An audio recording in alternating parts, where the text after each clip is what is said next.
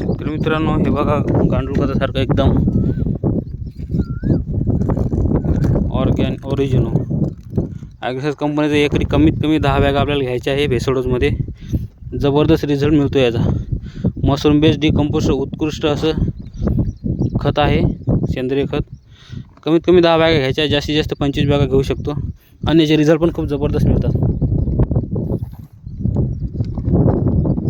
शेतकरी मित्रांनो, काल लागवड झाली आणि आता आज भेसोडोस टाकत आहे. त्याच्यामध्ये आपण 25 किलो ॲम्पलचे घेतलं एकरी. सिंगल सुपर फॉस्फेटच्या 3 बॅगा घेतल्या. झिंक कोटेड आहे सिंगल सुपर फॉस्फेट. त्याच्यानंतर अल्ट्रा रिजन आपण 8 किलो घेतलेलं आहे, 1.25 एकर असल्यामुळं.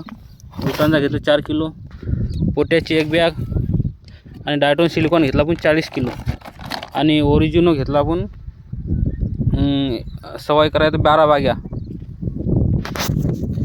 आणि हे अमोनियम सल्फेट आहे 1 बॅग आणि ही पोटॅश 1 बॅग. असं टोटल आपण भेसोडोस घेतलेला आहे आणि हे आता टाकायचा आणि इथं बेडच्या आड करायचा.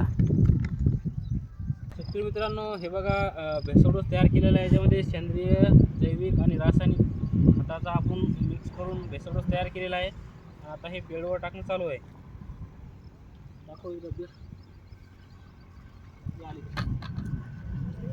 हे दाखवकडे हे अलीकडे.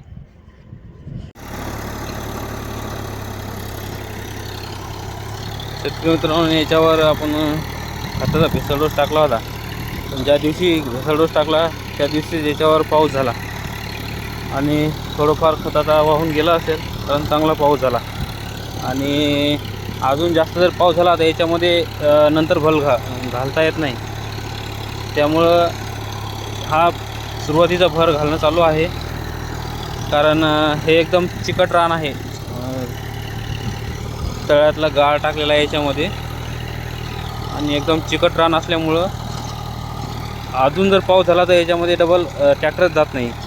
त्याच्यामुळं हा जरा वलवट आहे रान आणि वलवट रान असल्यामुळं एवढा चिकट सध्या झालेला नाही. पण 1-2 पाऊस पडला की याच्यामध्ये ट्रॅक्टर जातच नाही. त्यामुळं याच्यावर भर घालणं चालू आहे. शेतकरी मित्रांनो, आपण जे भेसोडोस टाकतो, ज्या दिवशी भेसोडोस टाकला त्या दिवशी आपल्याला भर घालायचा आहे, नाहीतर भरपूर प्रमाणात खतं वाहून जातात. आणि जेव्हा हळद निघून येते त्यावेळेस जर भर टाकला आपण तर आपलं उत्पादनामध्ये चांगली घट पाहायला मिळते. कारण ते आपल्याला आता कळणार नाही, पण जेव्हा माल निघते शेवटी तेव्हा त्याचा फरक दिसून येते. त्याच्यामुळे हळद लागवड झाली की सुरुवातीलाच 4-5 दिवसामध्ये भेसोडोस टाकून असा आपल्याला भर घालायचा आहे. हे बघा याच्यामध्ये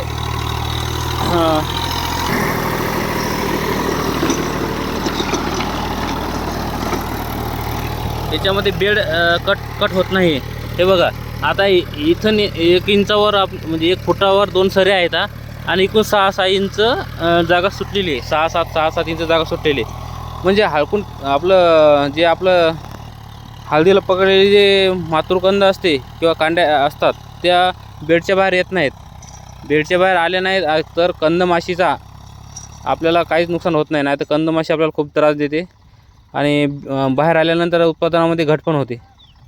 त्यामुळं सुरुवातीलाच भेसोडोस टाकून भर घालायचं काम करा, जेणेकरून उत्पादनामध्ये त्याचा फायदा होईल आपल्याला नुकसान होण्यापेक्षा. ज्या शेतकऱ्यांनी शेणखत टाकलं नाही त्यांनी सेंद्रिय खत वापरणं खूप गरजेचं आहे, कारण सर्व डिपेंड करते सेंद्रिय खतावर. शेतकरी मित्रांनो, हा पूर्ण माऊली कृषी केंद्राच्या नियोजनानुसार आपले छोटे छोटे व्हिडिओ येत राहतात. आता याच्यामधलं तुम्हाला जे पण नियोजन आहे ते पूर्ण व्हिडिओच्या माध्यमातून मिळत राहील.